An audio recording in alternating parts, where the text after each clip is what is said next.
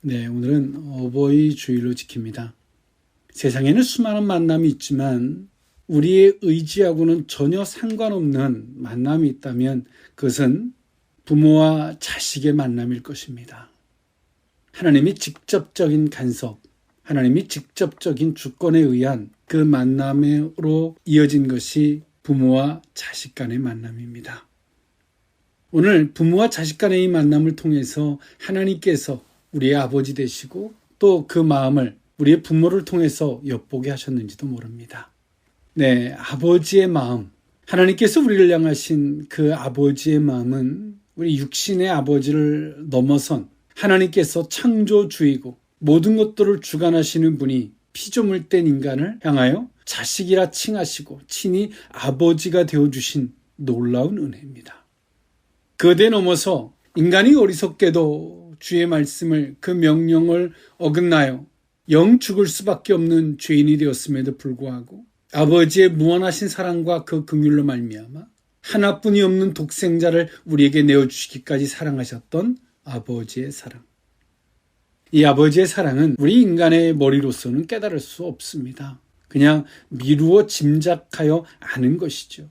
성령께서 조명해 주실 때만이 그 아버지의 무한하신 사랑을 깨달아 알 수 있게 될 줄 믿습니다.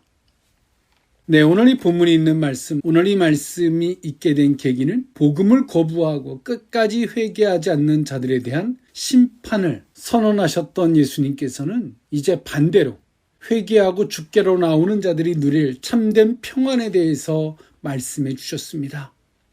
여기서 사람들이 감당해야 될 인생의 짐을 멍에로 비유하셨고요. 가련한 짐승처럼 인간들은 죄악과 율법의 짐을 지고 고통당하고 있음을 보여주기 위함이셨습니다. 그리스도는 이 모든 짐들로부터 단번에 인간을 자유롭게 해주시기 위해서 이 땅에 오셔서 자기 희생을 하셨던 분이십니다. 이것은 또한 다른 말로 표현한다면 아버지의 무한하신 사랑이라 말할 수 있을 것입니다. 네, 오늘 이 본문에 있는 말씀을 통하여 아버지의 마음, 그 의미를 세 가지로 나누어 살펴보고자 합니다. 첫 번째로는 나타내심입니다. 마태복음서 11장 25절에서 26절에 있는 말씀인데요. 그때 예수께서 대답하여 이르시되 천지주제이신 아버지여 이것을 지혜롭고 슬기 있는 자들에게는 숨기시고 어린 아이들에게는 나타내심을 감사하나이다. 옳소이다. 이렇게 된 것이 아버지의 뜻이니이다. 아멘. 네, 오늘 예수님께서는 복음을 전하고 복음을 받아들이기를 거절했던 유대인들을 향해서 예수님은 진노하셨습니다. 마태복음서 11장 22절여에 보니까 내가 너희에게 이르노니 심판날에 두로와 시돈이 너희보다 견디기 쉬우리라. 23절에 가버나움아 내가 하늘에까지 높아지겠느냐 음부에까지 낮아지리라. 내게 행한 모든 권능을 소돔에게 행하였더라면 그 성이 오늘까지 있었으리라. 24절 내가 너희에게 이르노니 심판날에 소돔 땅이 너보다 견디기 쉬우리라 하시니라 라고 예수님이 말씀하신 이후에 오늘 예수님이 이 본문의 말씀을 하셨습니다. 어린아이 같은 자들에게 이 모든 것들을 나타내시는 것, 옳소이다. 이것이 아버지의 뜻이니라 라고 말씀하셨습니다. 우리는 하나님에 대해서 너무나 일반적인 시각, 표준적 시각으로, 평등된 시각으로 하나님을 바라보고 있습니다. 그런데요, 그 하나님은 우리가 그렇게 바라볼 대상이 아닙니다. 하나님은 우주 만물을 창조하신 분입니다. 우리는 이 지구 안에 갇혀 살죠. 우주를 다 모릅니다. 여러분 지구 바깥에 나가보셨어요? 우주가 얼마나 광대한지 아십니까? 그 모든 걸 창조하신 분이십니다. 그리고 그 하나님께서는 1.1핵이라도 틀림이 없이 모든 것들을 주관하시고 다스리시는 분이십니다. 그런 하나님께서 영 죽을 수밖에 없는 우리를 향하여 독생자 하나뿐이 없는 아들을 우리에게 내어주시기까지 사랑하셨습니다. 우리는 그 하나님 앞에 싫다, 좋다, 억울하다 이렇게 말할 수 있는 대상이 엄격히 말하면 그렇게 말할 수 있는 대상이 되지 못합니다. 그런데 오늘 우리는 어느 순간인가 하나님 앞에 우리는 친자식과 같이 당연한 존재가 되었고 그 하나님 앞에 두려움도 상실한 채 그분을 향해서 경외함도 상실한 채 때론 자기의 생각을 고집하고 억울해하고 그 하나님 앞에 대들고 엄격히 말하면 자신의 존재가 누군지, 자신이 어떤 존재인지, 피조물 된 존재고 영 죽을 수밖에 없는 존재인지, 이 모든 자신의 정체성, 자신의 근본조차 모든 것들을 망각해버린 인간의 교만입니다. 어찌 보면 사단이 부추기는 겁니다. 성경을 이용한, 예수 그리스도를 이용한 하나님 앞에서 당연한 권리가 있는 것 같이 그 사단의 장난들로 인하여 우리는 하나님 앞에서 내가 나의 정체성, 나의 근본을 잃어버린 채, 자신의 위치를 잃어버린 채 하나님 앞에 굉장히 교만하고 어리석어져 있습니다. 불과 몇십 년뿐이 살지 못하는 인생이 몇십 년을 살고나 보고 듣고 안거를 가지고 전능하신 하나님 앞에 영원 전부터 영원까지 있는 그 하나님 앞에 감나라 판나라 이해가 가니 안 가니 우리의 신앙이 과연 무엇인지 성경은 우리에게 단언코 제시하는 게 있습니다. 그것이 뭐냐면 주의 말씀을 거역한 자들에 대한 그 결과와의 심판과 그러나 도리어 주의 말씀을 듣고 돌이킨 자들에게 주어지는 평안과 은혜가 어떤 것인지를 철저하게 대조적으로 말씀하고 계십니다. 우리는 하나님의 시각에서 성령에 의한, 즉 하나님의 관점에서 그 빛에 의하여 오늘 우리의 자신을 조명받고 우리는 그 안에서의 우리의 위치된 시각을 잊어버려서는 안 됩니다. 다윗은 하나님 앞에 인정받는 자로서 다윗이 쓰임받았던 원동력은 단 하나였습니다. 자신의 위치와 하나님의 위치를 명확하게 하는 거였습니다. 그리고 그 위치와 선을 벗어나지 않습니다.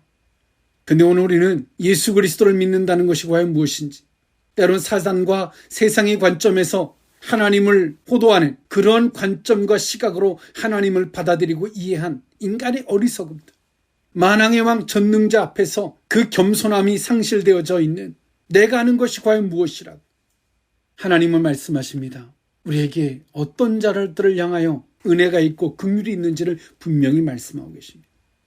오늘 우리는 그 겸손의 자리에 설 수 있는 저와 여러분일 수 있기를 원합니다. 이것은 우리의 힘으로 되지 않습니다.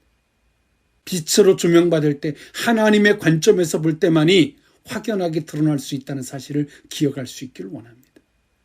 오늘 예수님께서 하나님을 지칭하여 사용하셨던 이 단어만 사용하지 않으셨다면 예수님은 그렇게 유대인들에게 핍박과 박해를 받지 않을 수도 있었습니다. 그것은 아버지란 표현이었습니다. 아버지. 오늘 예수님은 유독 하나님을 가리켜서 아버지라 표현하셨고 또 우리 인생들을 가리켜서 그분을 소개하시며 그분은 너희의 아버지가 되신다라고 말씀하셨습니다. 예수님의 시각에서는 그 하나님은 친아버지시죠.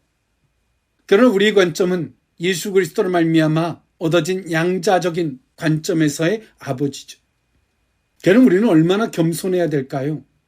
그 위치를 결단코 잊어서는 아니 되는 줄 믿습니다. 오늘 하나님은 동일한 은혜를 베풀고 계시는데 그 은혜를 대하는 태도, 오늘 그 복음을 거절했던 예수님이 그들을 향해서 심판을 명했던 그들은 자신의 생각과 자신의 뜻을 계속 고집합니다. 그 틀을 가지고 예수님의 말씀을 들으려고 합니다. 주의 말씀은 성령의 감동에 의하여 듣는 것이고 백지로 겸손의 상태로 듣는 것입니다. 그리고 그것을 못 깨닫겠다면 성령의 조명을 간절히 요청하는 겁니다. 그러나 오늘 이때 당시에 예수의 말씀을 거절했던 이들은 자신이 지금까지 고집했던 전통, 그 틀, 내가 알고 보고 듣는 그 틀을 기준으로 예수님의 말씀을 듣고자 했습니다. 당연히 그 틀에서 예수님의 말씀은 그들에게 있어서 혼란스럽고 부딪힐 수밖에 없었으며 그 말씀은 자신들을 향해서 정죄한다라고 여길 수밖에 없었습니다. 그래서 곧 그들은 그 말씀을 거절한 것입니다. 그 말씀을 거절한 지역은 어떻게 되었을까요? 주님의 기적은, 주님의 표적은, 주님의 그 긍휼은 그들에게 더 이상 나타나지 않았습니다. 그러나 그 복음을 받아들인 지역은 어떻게 되었을까요? 그 말씀을 받아들인 그들은 어떻게 했을까요? 그들에게는 주님의 기적이 있고 은혜가 있었으며 표적이 따랐고 주님의 긍휼이 그들의 연약함에 나타나게 되었는 줄 믿습니다. 아버지의 마음은 누구에게 나타날까요? 성경은 말합니다. 지혜롭고 슬기 있는 자들, 여기서 지혜롭고 슬기로운 자들은 자신의 틀을 고집하고 자신의 지금까지 살아온 경험의 아집의 그 지식의 그 틀을 고집하고 그 기준에서 바라보는 그들에게는 주께서 아버지께서 숨기시고 아버지의 무한하신 사랑임에도 불구하고 긍휼하심에도 불구하고 그들에게는 숨기시고 주의 말씀을 순전히 받고자 하는 그들에게는 나타내셨다라고 예수님 말씀하셨습니다. 그러면서 예수님 말씀하십니다. 이렇게 된 것이 아버지의 뜻이다라고 말씀하셨습니다. 즉 여기서의 아버지의 뜻은 무엇입니까?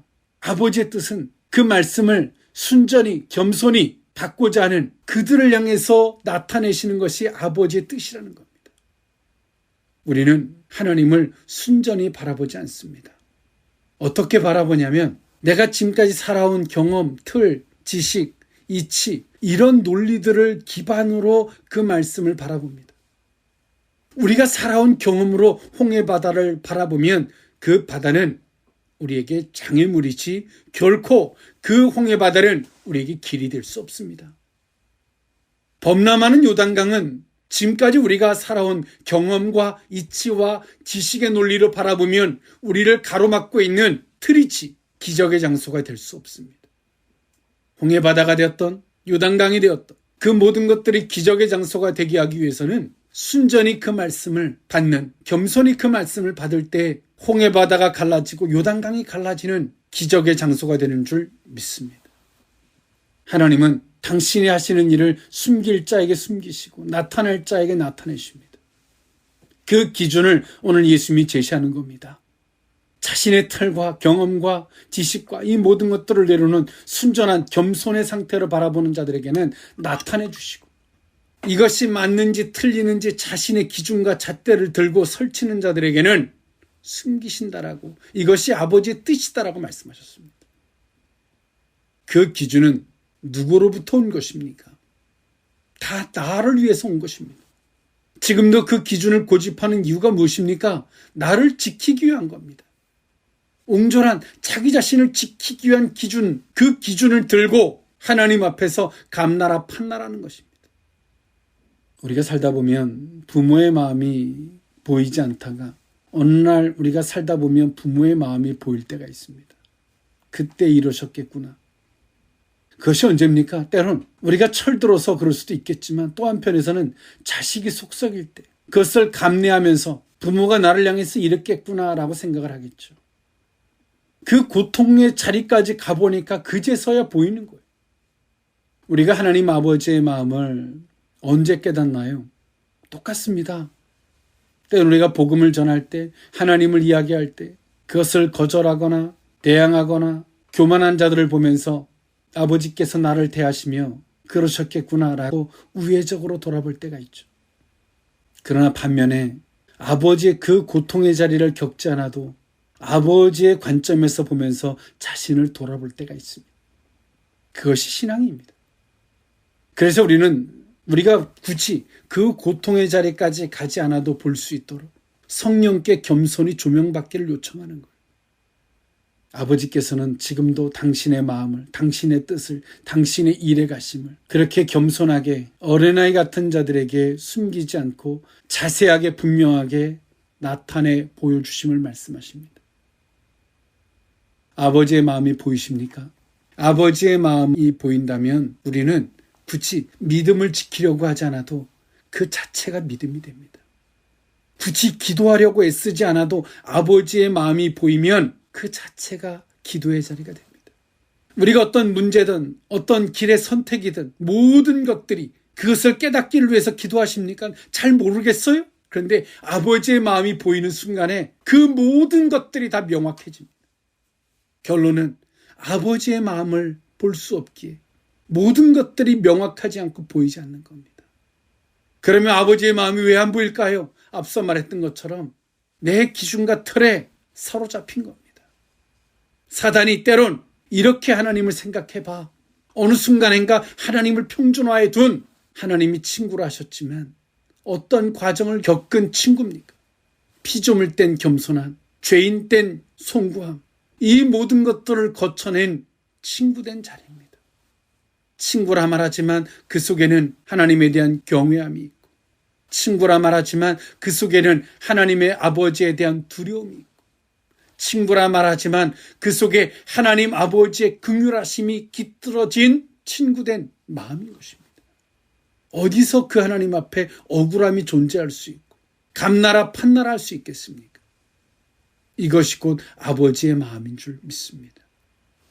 아버지의 마음 두 번째는 아버지를 아는 자입니다.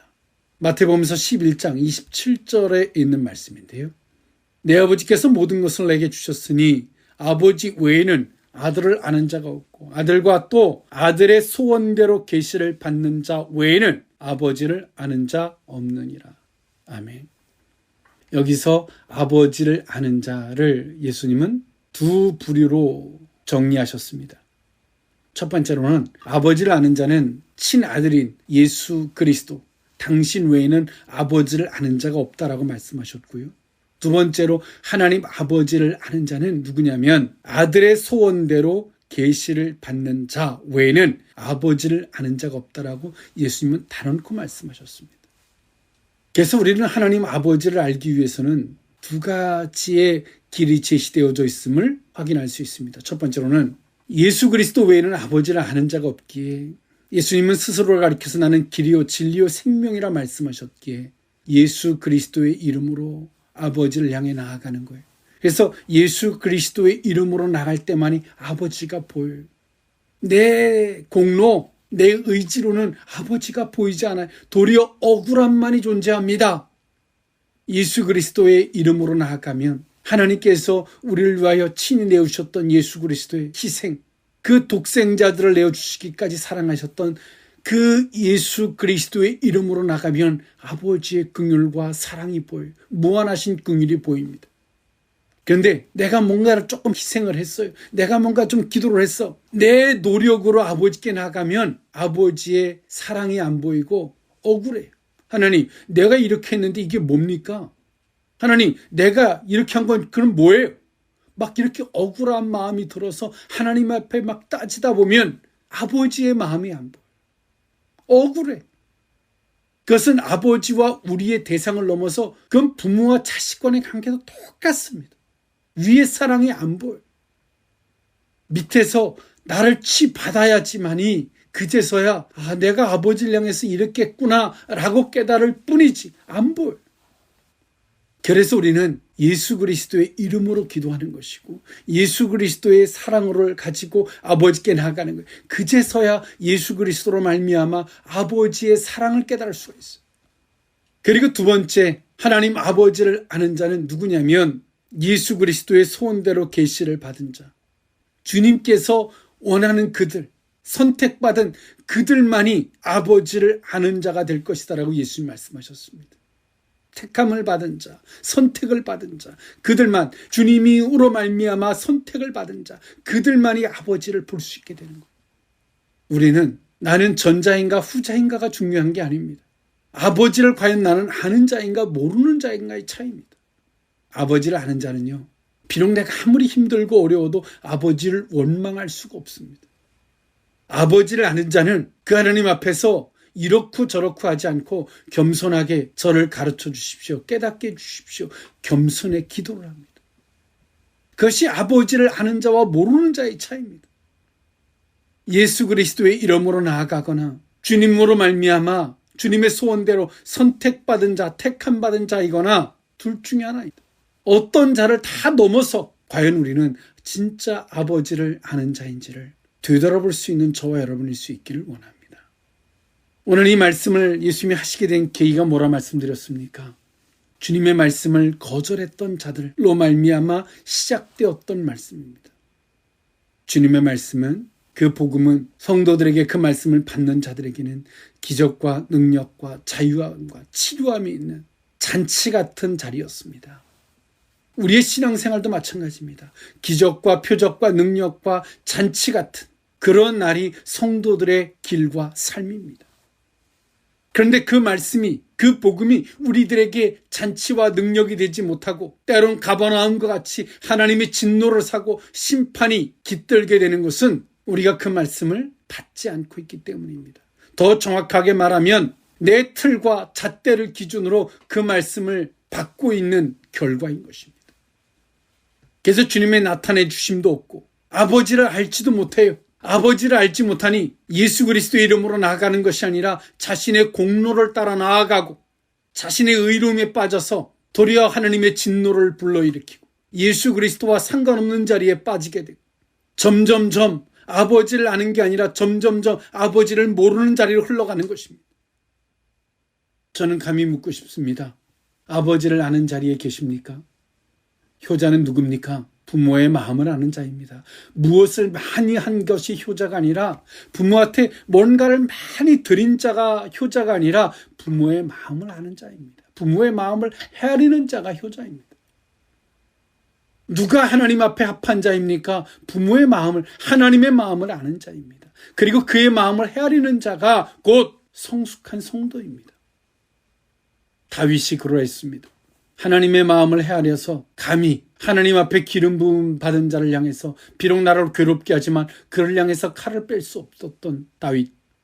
하나님의 마음을 알아서 아브라함은 그 자식을 데리고 순종의 자리까지 가면서 하나님을 향해서 어떤 불평이든 불만이든 왜냐고 묻지 않습니다. 사도 바울은 하나님의 마음을 알기에 훗날에 어떠한 이유와 왜 그러냐는 퀘스천 마크를 달지 않고 순전히 그 길을 걸어갑니다. 그것이 뭡니까? 아버지를 아는 자입니다.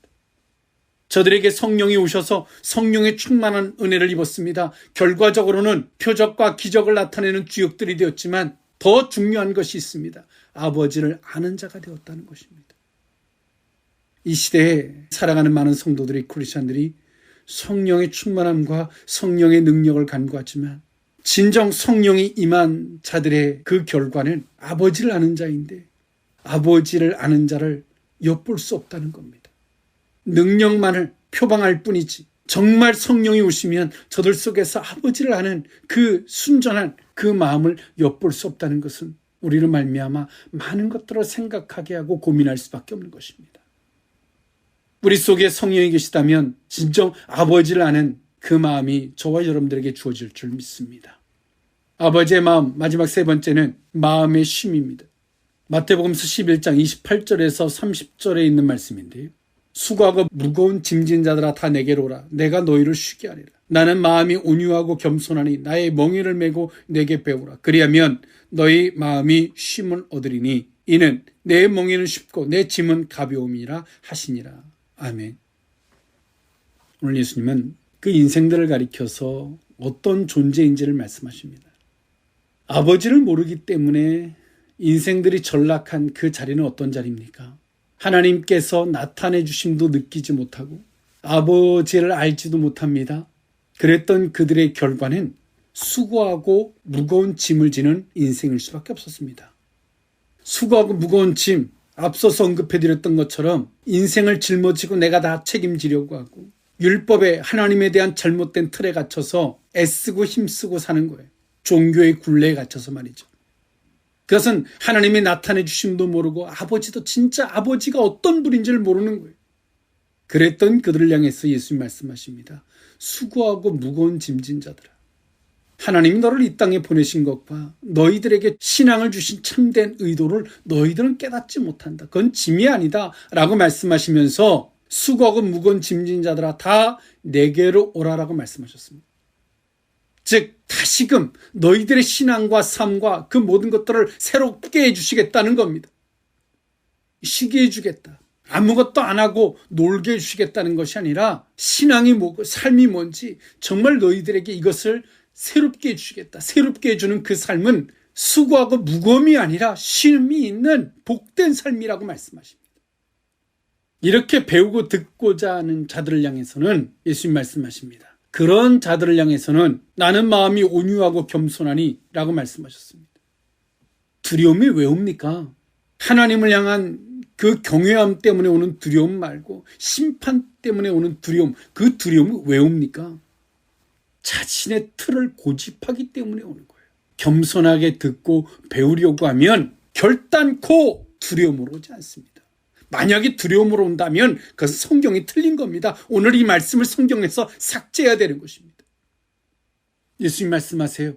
나는 마음이 온유하고 겸손하다. 너희들 향해서 내가 따뜻하게 품어주고 너희들을 판단하지 않겠다라고 말씀하십니다. 신앙생활은요, 겸손하게 배우고 듣고자만 하면 하나님의 심판은 우리에게 임하지 않습니다. 하나님 우리를 가르치고 변화시키시는, 성화시켜 가시는 하나님이 되신 줄 믿습니다. 누가 심판대 앞에 섭니까? 하나님의 진노 앞에 섭니까? 그 말을 듣지 않는 거죠. 더 정확하게 말하면 끊임없이 자신의 틀과 아집에서 주의 말씀을 보고자 듣고자 하는 자들은 향해서는 온유함이 아니라 하나님이 진노하시는, 거기서부터 두려움이 오는 거죠. 자신의 틀을 고집하기 때문에 오는 두려움. 그 틀을 왜 고집해요? 맞다는 거예요. 내가 생각하는 게 맞다는 거예요. 또 사단이 부추기죠. 야, 네 말이 맞아. 그래서 예수님 말씀하세요. 내게 듣고 배우고자만 하면 나는 온유함으로 너희를 받아줄 것이고 겸손함으로 너희를 받아줄 것이다. 판단하지 않겠다는 거예요. 그래서 우리는 하나님 조명해 주십시오라고 기도하는 겁니다. 조명해 주세요. 저를 하나님 가르쳐 주세요. 배우고 듣고자 하는 사람은 고집하지 않습니다. 항상 귀가 열려있기 때문에 그렇습니다. 그러면서 예수님 말씀하십니다. 나의 멍에를 메고 내게 배우라. 앞선 어리석은 인간들, 하나님 아버지도 모르고 하나님이 나타내 주심도 모르는 자들이 진 멍에는 뭐였습니까? 짐승처럼, 나귀처럼 진 멍에는 뭐였습니까? 인생을 다 내가 책임져야 되고 하나님에 대한 잘못된 율례, 법도를 짐승처럼 멍에를 맨 것입니다. 오늘 예수님 말씀하세요. 예수님이 진 멍에는 무엇인지. 예수님이 진 멍에는 아버지의 뜻입니다. 하나님 아버지의 사랑입니다. 아버지의 사랑을 우리가 멍에처럼 매면 아버지의 사랑은 우리를 짐승처럼 취급하지 않습니다. 우리에게 결단코 수고하고 무거운 짐이 되지 않습니다. 내가 어떻게 뭘 해보려고 하지 않습니다. 그분 앞에 내어 맡기게 되죠. 그리고 이 모든 걸 가리켜서 예수님 말씀하십니다. 배우라라고 말씀하세요. 여기서 배우다는 것은 들으라는 겁니다. 들으라. 들으라는 말을 다른 말로 말하면 겸손하라는 말입니다.